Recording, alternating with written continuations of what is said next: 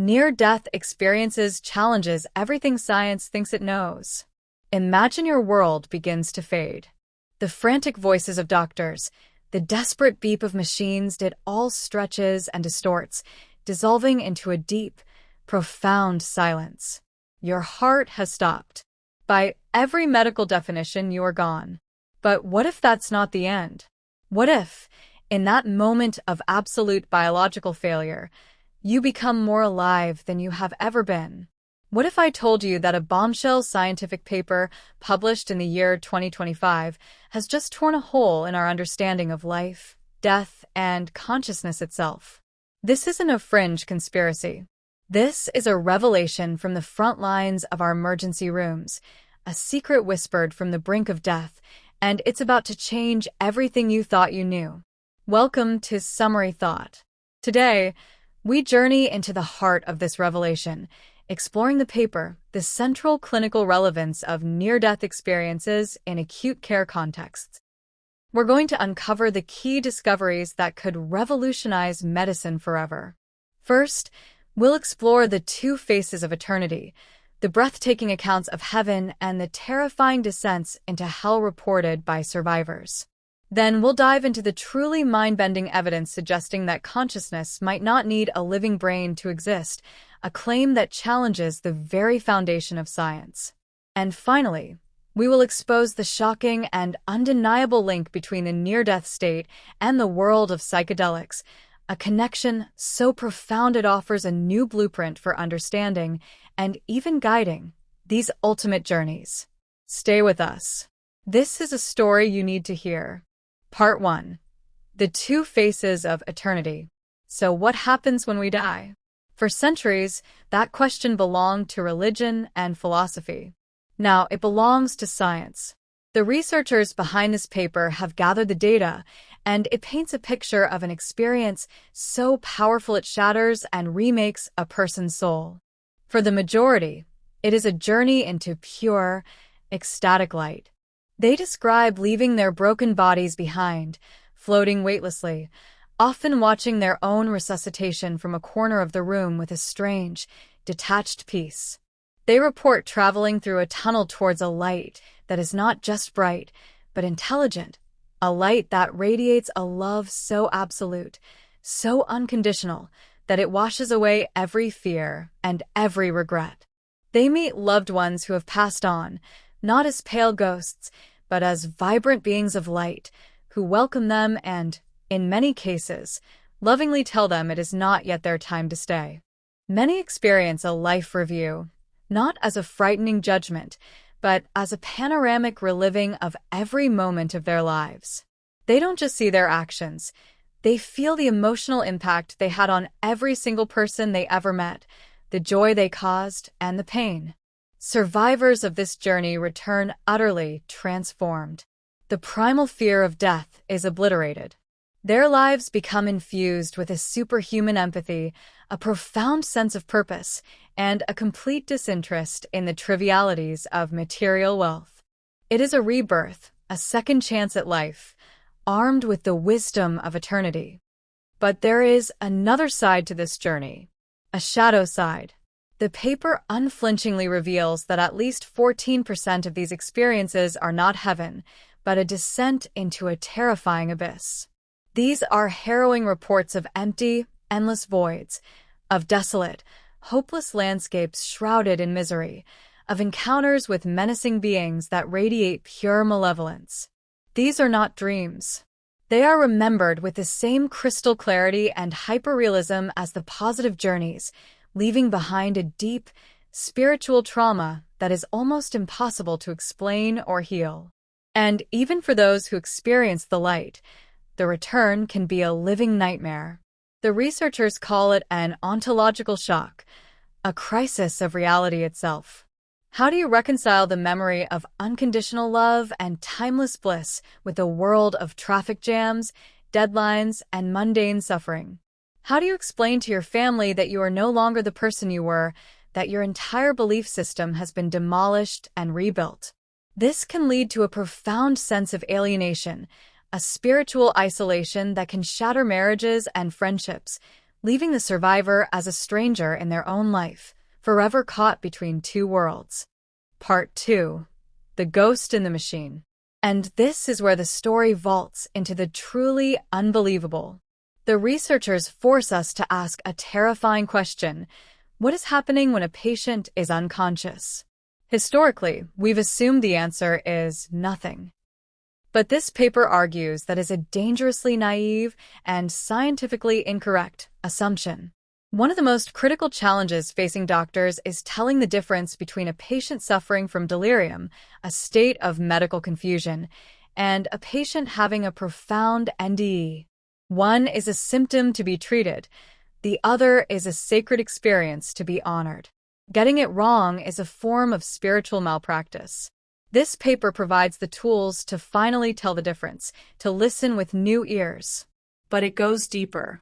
The most electrifying part of this research is the investigation into continued awareness. These are the stunning reports from multiple studies of patients who correctly recount verifiable events that happened while they were clinically dead.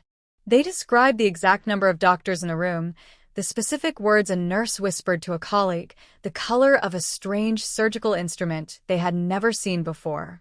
One famous case involved a patient correctly describing a denture left on a specific card outside their room, something they could not possibly have seen. How is this possible? The implication is earth-shattering. Consciousness may not be produced by the brain. The paper suggests that the brain might be more like a radio receiver, tuning into a signal of consciousness that exists outside of it. And when the radio breaks, when the brain dies, the signal, the music, continues. This is no longer just philosophy. The paper highlights an active clinical trial, registered as NCT06362525, that is scientifically testing this very possibility right now. The results could prove that our entire model of reality is wrong. This has an immediate, urgent command for every doctor and nurse on the planet: act as if your patient is always aware. The casual conversations, the clinical detachment, the emotional energy in the room, it may all be imprinted on the consciousness of the person lying helpless in the bed. A calm, respectful environment isn't just good bedside manner. It could literally be the difference between a patient experiencing a peaceful NDE or a terrifying one. Part 3. The Psychedelic Connection. So how can we even begin to understand an experience so alien, so far beyond our normal reality? The paper provides a startling answer by looking at the controversial and deeply misunderstood world of psychedelics. This isn't speculation. It's a direct, chemical comparison. The researchers reveal that the near-death experience isn't just like a psychedelic trip. In many ways, it is one. They lay out the stunning parallels. The general, otherworldly feeling of an NDE is almost perfectly replicated by the powerful psychedelic DMT, often called the spirit molecule. The mystical dimensions of the NDE, the profound sense of unity with the universe, the complete dissolution of one's ego, are a hallmark of experiences with DMT. Even the semantic structure of NDE narratives, the very way people describe their journey, is mirrored in trips induced by dissociative anesthetics. And here is the ultimate bombshell. One of the most powerful psychedelic dissociatives, ketamine, a drug famous for its ability to induce out-of-body experiences and profound mystical states, is already being routinely used in the very ICUs where NDEs occur. The connection isn't theoretical, it's happening right now, in our hospitals, every single day. Doctors are, perhaps unknowingly, administering drugs that chemically model the near-death state. But here is the crucial, terrifying difference. The paper frames the NDE as the ultimate uncontrolled trip. In modern psychedelic therapy, every detail is managed to ensure a safe and positive outcome. Therapists carefully control the set and setting, the patient's mindset going into the experience, and the physical environment in which it takes place. There is calming music, a safe space, a trusted guide. Now, contrast that with an NDE. It happens suddenly, violently, in the chaotic, sterile, and often terrifying environment of a cardiac arrest. There is no preparation, no guide, no control. The set is one of fear and trauma. The setting is one of alarms, panic, and pain. The paper argues that this lack of a controlled set and setting is precisely what elevates the chance of the experience becoming challenging or horrifying. This realization gives us a blueprint. By improving the setting in the ICU, by creating a more peaceful, humane, and respectful atmosphere, we could potentially act as guides, helping to steer these spontaneous spiritual journeys toward healing and light. This brings us to a profound ethical dilemma, viewed through the psychedelic lens. A debate rages in psychedelic science. Are the healing effects of these substances purely chemical, a result of increased neuroplasticity? Or is the subjective mystical experience itself the medicine? This paper sides with the latter. The NDE is the ultimate subjective experience. And yet, modern medicine, with its routine use of deep sedation, may be systematically erasing these profoundly healing moments from our collective human experience. We may be silencing the very message the universe is trying to send us at our most critical hour. Part 4. The final call to action. This revolutionary paper ends with a plea, a call to action to explore the uncharted territories of this inner world. What about the most vulnerable? Children are having these experiences, perhaps even more often than adults, returning with stories of animal guides and playful beings of light. What does such a profound event do to a developing mind? We have almost no idea because we have never systematically looked. And what about the forgotten souls? The patients with psychiatric diagnoses who are almost always excluded from such research. The paper suggests that for people struggling with deep psychological distress, an NDE might actually be a powerful protective force, a natural therapy that we have completely failed to investigate. This paper proves that something extraordinary is happening in the quiet moments between one heartbeat and the next. It is a demand for a new kind of medicine, a medicine that sees the patient not as a broken machine, but as a universe of consciousness. A medicine that has the courage to ask a simple question. Did you experience anything while you were gone? The revolution has already begun.